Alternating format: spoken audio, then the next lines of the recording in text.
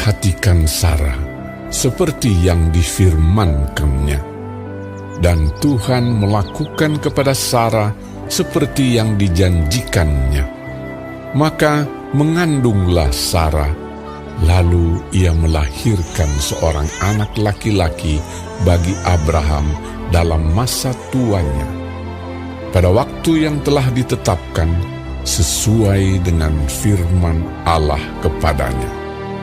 Abraham menamai anaknya yang baru lahir itu Ishak, yang dilahirkan Sarah baginya.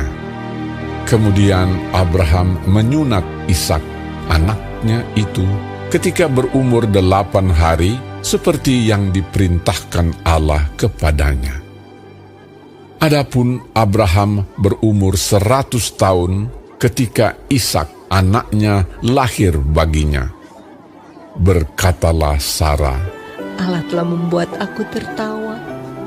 Setiap orang yang mendengarnya akan tertawa karena aku.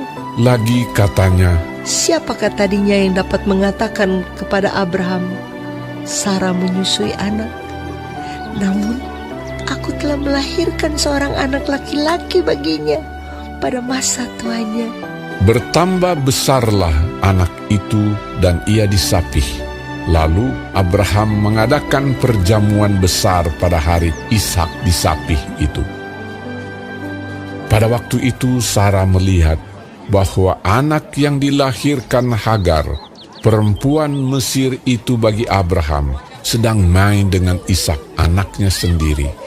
Berkatalah Sarah kepada Abraham, usirlah hamba perempuan itu beserta anaknya, sebab anak hamba ini tidak akan menjadi ahli waris bersama-sama dengan anakku Ishak. Hal ini sangat menyebalkan Abraham oleh karena anaknya itu. Tetapi Allah berfirman kepada Abraham, janganlah sebal hatimu karena hal anak dan budakmu itu. Dalam segala yang dikatakan Sarah kepadamu, haruslah engkau mendengarkannya. Sebab yang akan disebut keturunanmu ialah yang berasal dari Ishak. Tetapi keturunan dari hambamu itu juga akan kubuat menjadi suatu bangsa, karena ia pun anakmu. Keesokan harinya, pagi-pagi Abraham mengambil roti serta sekirbat air dan memberikannya kepada Hagar. Ia meletakkan itu beserta anaknya di atas bahu Hagar. Kemudian disuruhnyalah perempuan itu pergi. Maka pergilah Hagar dan mengembara di padang gurun Beersheba. Ketika air yang dikirbat itu habis, dibuangnyalah anak itu ke bawah semak-semak, dan ia duduk agak jauh, kira-kira sepemanah jauhnya, sebab katanya, tidak tahan aku melihat anak itu mati. Sedang ia duduk di situ, menangislah ia dengan suara nyaring. Allah mendengar suara anak itu. Lalu malaikat Allah berseru dari langit kepada Hagar, katanya kepadanya, apakah yang kau susahkan, Hagar? Janganlah takut, sebab Allah telah mendengar suara anak itu dari tempat ia terbaring. Bangunlah, angkatlah anak itu, dan bimbinglah dia, sebab aku akan membuat dia menjadi bangsa yang besar. Lalu Allah membuka mata Hagar, sehingga ia melihat sebuah sumur. Ia pergi mengisi kirbatnya dengan air, kemudian diberinya anak itu minum. Allah menyertai anak itu, sehingga ia bertambah besar. Ia menetap di padang gurun dan menjadi seorang pemanah. Maka tinggallah ia di padang gurun Paran, dan ibunya mengambil seorang istri baginya dari tanah Mesir. Pada waktu itu Abimelek beserta Pikol, panglima tentaranya, berkata kepada Abraham, Allah menyertai engkau dalam segala sesuatu yang engkau lakukan. Oleh sebab itu, bersumpahlah kepadaku di sini demi Allah, bahwa engkau tidak akan berlaku curang kepadaku, atau kepada anak-anakku, atau kepada cucu cicitku, sesuai dengan persahabatan yang kulakukan kepadamu. Demikianlah harus engkau berlaku kepadaku dan kepada negeri yang kau tinggali sebagai orang asing. Lalu kata Abraham, Aku bersumpah. tetapi Abraham menyesali Abimelek tentang sebuah sumur yang telah dirampas oleh hamba-hamba Abimelek. Jawab Abimelek, Aku tidak tahu siapa yang melakukan hal itu. Lagi tidak kau beritahukan kepadaku, dan sampai hari ini belum pula ku dengar. Lalu Abraham mengambil domba dan lembu dan memberikan semuanya itu kepada Abimelek. Kemudian kedua orang itu mengadakan perjanjian.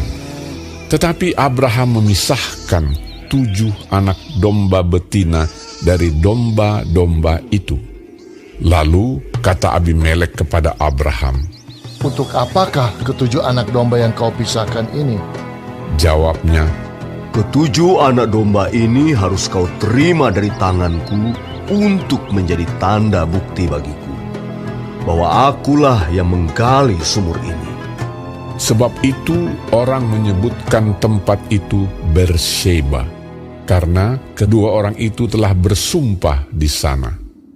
Setelah mereka mengadakan perjanjian di Berseba, pulanglah Abimelek beserta Pikhol, panglima tentaranya, ke negeri orang Filistin.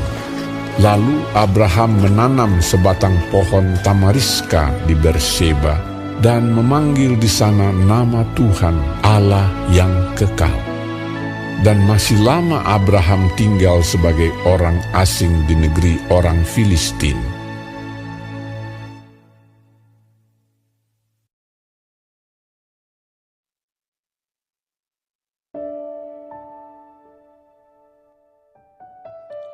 Shalom semua jemaat Tuhan.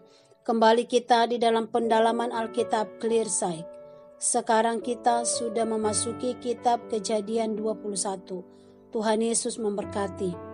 Di dalam ayat 1-7, Ishak lahir. Ishak adalah anak perjanjian, akhirnya pun lahir.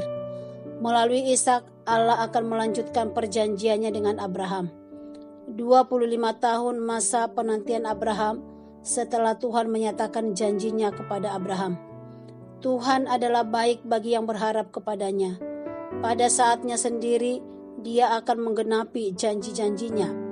Dan Ishak pun disunat pada hari yang ke-8 sebagai tanda bahwa ia adalah bagian dari umat perjanjian.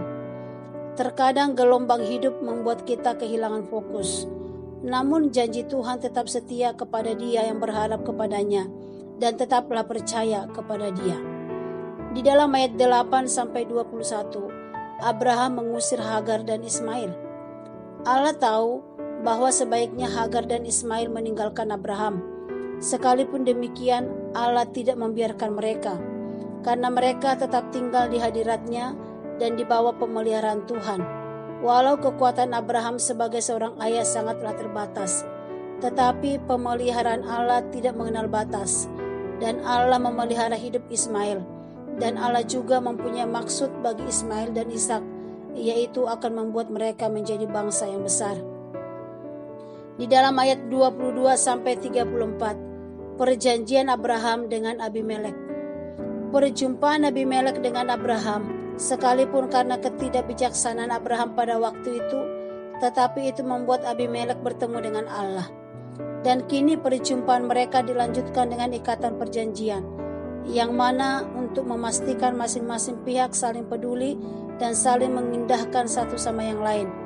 Abimelek telah memberikan tanahnya untuk ditinggali oleh Abraham sebagai orang asing, dan sebagai gantinya Abraham memberikan domba dan lembunya kepada Abimelek.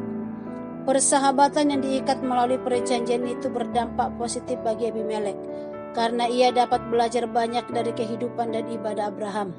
Mereka sama-sama saling memberkati. Hanya oleh anugerah Abraham bisa menjadi berkat. Kiranya saya dan saudara pun dimampukan Tuhan untuk bisa menjadi berkat bagi orang-orang yang kita jumpai dan juga di sekitar kita. Amin. Tuhan Yesus memberkati.